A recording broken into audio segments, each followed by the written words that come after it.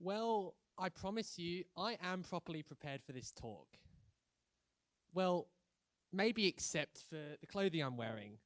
And that's actually a bit of a surprise because when I checked the weather forecast over the weekend, it told me it was 95% confident that tonight was going to be a bit colder than it is and rather rainier. Honestly, I can't say that I'm that surprised. We all know that Melbourne's weather is thoroughly unpredictable. But yet, I, for one, and I'm assuming many of you, would much rather put our trust in an official forecast than our own gut. Certainty is a bit like that sometimes. We like to trust something that feels confident more than what might be the truth. Why is that? Well, firstly, I think if there's something you should know about me, it's that I am quite the perfectionist. I'm always on the lookout for answers to questions I probably don't need to know, but I think often we all are. And there's this struggle. I think we like to think we're inclined to look for truth, but actually, I think certainty is usually what we're after, and those two things are not quite the same. We don't want a probably, even if that is the truth. We want a definitely, something that we can use to make confident decisions regardless of whether it's objectively right. And to some extent, that makes sense. Certainty feels like control.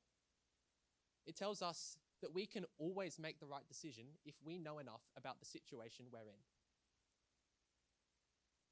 Another thing that you should probably know about me is that for most of my life, I've really struggled with imposter syndrome. A couple years ago, it started to get particularly bad to the point where I didn't think that I could start stuff for a fear that I would fail, letting myself and those around me down.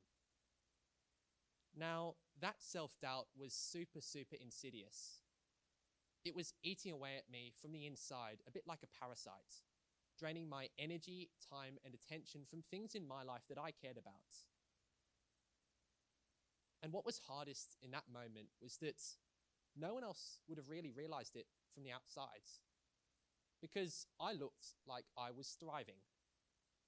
I had good grades, I couldn't have asked for better friendship circles, and I had so many opportunities and so many things going right in my life.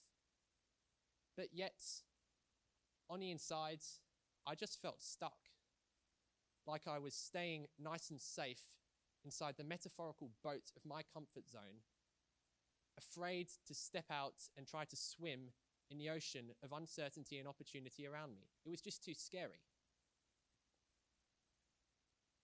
My horizons started to shrink, and I felt powerless to change that at all.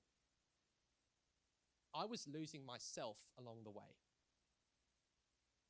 Now, around that time, I had a conversation with one person who dramatically changed my outlook.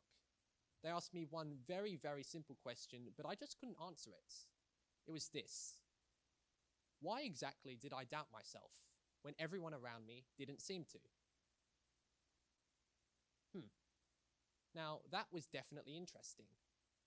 Maybe the solution to dealing with all that self-doubt was just to ignore the uncertainty altogether. Maybe I could make others' assurances in me the way that I looked at myself. So I gave it a go. And actually, it made a big difference. It gave me confidence to be authentic in myself. It made the high moments in my life so much better. But there's one thing it didn't do, and that was make the low moments any less frequent. Actually, it made them worse. But I could deal with that by pointing at my track record of success and pretending belligerently that any failures that did crop up were not going to happen again. But that really didn't sit right with me at all, because I knew that I was being stubbornly blind and I wasn't growing. I was ignoring the mistakes when I made them, which meant that I wasn't having a chance to improve or learn from them. I just couldn't find a middle ground between arrogant overconfidence and self-doubt. But more so, I wasn't getting rid of the uncertainty at all. I was actually just bottling it up and storing it inside me in containers. And like a corrosive acid, it was starting to leak through. It was affecting the way that I acted and interacted with people and the world around me. The things I didn't want to live with started to build up, and I didn't leave space for the version of me I wanted the world to see.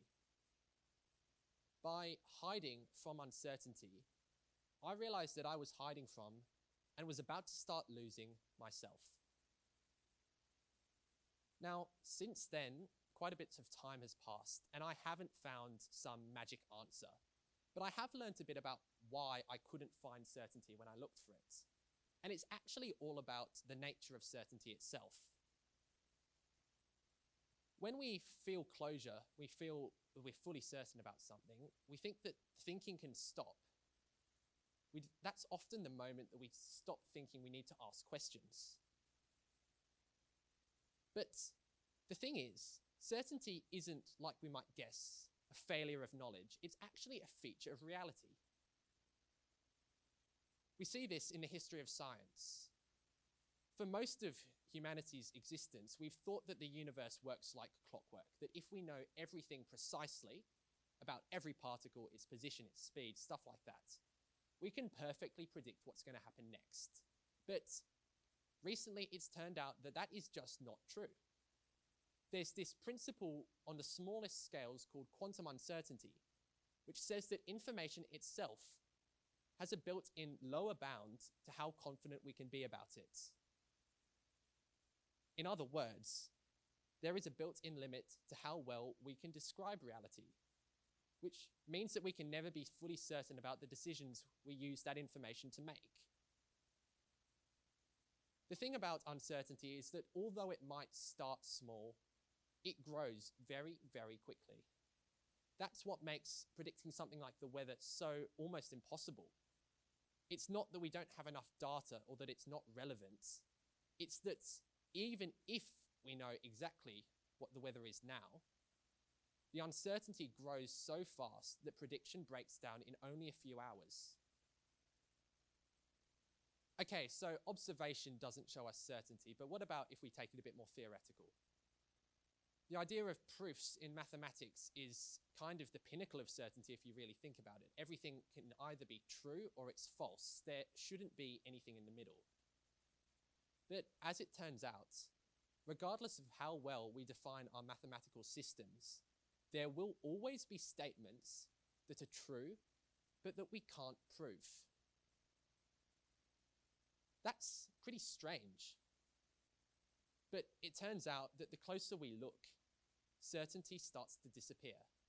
Science just can't eliminate certainty, it actually reveals it. So you might be wondering by now, what difference does that actually make for us? Well, if you've seen a few of these talks before, you'll be expecting that about now, I'm going to try and wrap this up with a bow, get to the point, give you some nice, neat lesson about how to embrace uncertainty for yourself. But really, I don't think that's the point, do you? Because there was no one nice, neat, solid answer about how I could embrace uncertainty. What it took was a bit of a shift in the way I viewed it. So that's what I'm going to try and give you tonight.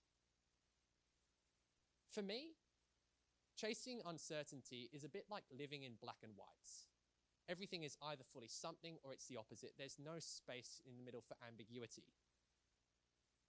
So when I used certainty to try and find myself, I was missing the point. Because I don't think a human being can be defined as the net sum of all the binary confident choices you make when you're well informed. Because anyone who even knows a little bit about you can probably guess how you'll respond then. Actually, I think your character is found in the way that you are able to respond when uncertainty doesn't go your way. Now, I can't tell you what that will look like necessarily. In fact, I can't even tell you what that might look like for me tomorrow. But I think there's beauty in that. I think that is part of what makes us human. There is color in uncertainty much more than there is in the monotones of absolute assurance. So I try to live with faith that embracing uncertainty will shape me for the better, and I think so far it has. Now, the way I look at it, uncertainty has given me two things. Firstly, it's given me a telescope to look at the big picture about my life, to see hope, purpose, and direction. But it's also given me a microscope lens. It enables me to look closely at who I am and to find the resolve to face tomorrow. That same self-doubt that once held me trapped now gives my life freedom, color, and meaning. So today, I'm not going to tell you that you have to respond to uncertainty the exact same way I do, because that wouldn't be good advice. But I can make you one promise, and it's this. If you're open to uncertainty, you can never be certain just how far it might take you. Thank you.